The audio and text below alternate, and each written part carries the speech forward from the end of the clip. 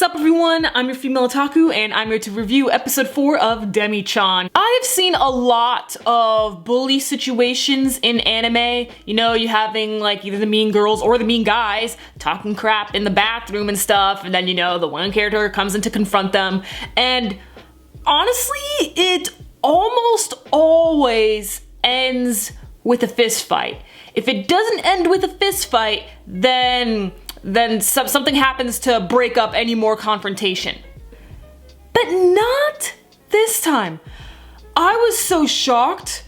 It was so refreshing to see this confrontation end the way it did. Let me elaborate. So we have the two girls, you know, talking crap in the bathroom and stuff. They were the ones that Yuki overheard, and then Yuki, she got sad, went over to Takahashi's office, but he wasn't there, so she was, you know, crying right next to the door. And later on, Hikari comes, drags over Yuki, has Yuki wait out there so she can hear everything, because you know, bathrooms, they're pretty loud, they're echoey, everyone can hear what's going on in the bathroom. Just how it is. So Hikari goes on into the bathroom and talks to the girls. And oh my gosh, how did that not end in a fist fight? I was so surprised. Hikari handled that situation so well. I'm shocked, honestly. Like, Hikari confronted them, being all like, why do you enjoy bad-mouthing people? Why do you like talking crap about everybody? And then the girls are just so like, you know, it's not only us. Why are you only getting mad at us? And then she's just so like, well, if it was someone else, I would also confront them about this. And then the girls were just so like, you know, everyone bad-mouths people. We all talk about others behind their backs. That's just what people do. And then Hikari's just so like, I don't think because everyone does it is an excuse. I was like, yeah, girl, you tell him, like, I gotta be straight with you, okay? And I think in this situation, we should all be straight with each other, all right? Because this was so true. I'm not gonna deny this. Yeah, I've talked crap about other people before. I do it with my buddies from time to time. Do I do it all the time?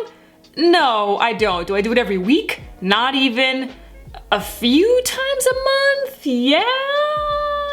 Pretty much a few times a month, I guess. I don't know, if I'm really thinking hard, like, I guess a few times a month, something around there, you know?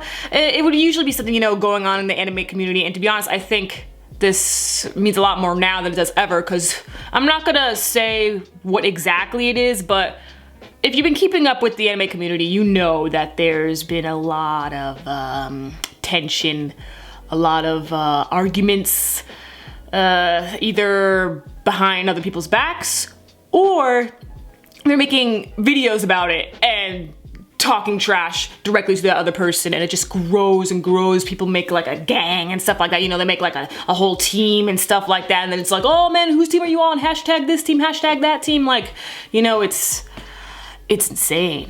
But just because everyone does it doesn't mean it's okay. But now we're not talking about everyone. We're talking about this certain situation where these girls were bothering her friend, and Hikari, she doesn't badmouth people. And you know, there are some people who refuse to talk about other people behind their backs.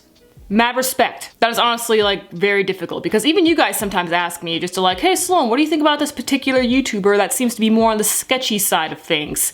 And you know, sometimes I'll give you my opinion, sometimes I won't, you know, but Hikari, she's prepared to face it head on no matter who it is. And so with these girls, she did that.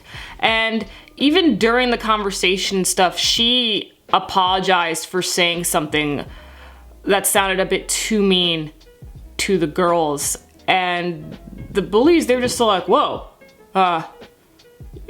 okay, like they were so taken aback.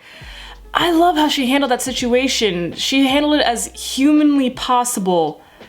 There was no danger in the situation, there was no threats, and throughout this conversation, I could tell that there wasn't going to be a fist fight. And I was like, this could end nicely. And in the end, I have to give props to the bullies, because in the end, the bullies decided to agree to disagree. This is a lesson for all. Honestly, agreeing to disagree. I love that. In the end, the bullies were all like, I don't agree with you, however, I am impressed. Like, oh man, both sides, just bravo. They were rational. They didn't say things they regretted, and if they did, they apologized. And that was, I'm not gonna lie, that was beautiful. That was beautiful. Lots of arguments don't end this way. It was truly inspiring, and I hope to see more of that. I will say, like, it's not like this is the first time I've ever seen this. It's the first time I've ever seen this happen in an anime, but I have seen this stuff happen in real life. But it's a rarity. It truly is. So I'm happy that in the end, both sides were able to get along. Yeah, the girls are going to continue bad-mouthing, but, you know, they will watch what they say, perhaps not do it in an area where, you know, everyone can hear them, you know? Because, I'll be honest, it's not like I'm gonna stop bad-mouthing other people. Again, you know, like I said, I don't do it too often, but, I'm not gonna stop doing that kind of stuff. I know it's wrong. I'm not gonna stop doing that kind of stuff. However, if someone gets upset with me, I will handle it rationally. And in the end, hopefully, we can agree to disagree. So Takahashi brings all of the Demis together and they have a big old hugging party. And they decide that they're all gonna get along and to stick out for each other. And I was just like, yo, this is a nice little sisterhood they got going on over here. It's nice. I'm excited to learn more about Yuki because we still actually didn't get more screen time with her this episode. I was hoping we would, but we didn't. But you know, she actually did make nice with the bullies as well, so that was really sweet too. And then we go over with Hikari's sister, and she is suspicious of Takahashi-sensei. And Takahashi-sensei, after, like, they spoke to each other, Takahashi was, you could see he's really interested in Demis. Like, the sister thought that he was just treating them like, you know, a specimen, but he's rational. He sees a balance with their human side and their, you know, Demi side. And the sister respects that, but still finds them a little creepy, the fact that, you know, he hugged them, which I can't blame her. I cannot blame her. I feel the same way. Heck, you know, I mentioned it last week, how I was trying to look past the whole harem-ish little vibes going on over there, and that's just because of Takahashi-sensei, how he handles these situations. You know, he's not a pervert. He definitely isn't. In fact, he rejected hugging Satou-sensei, you know?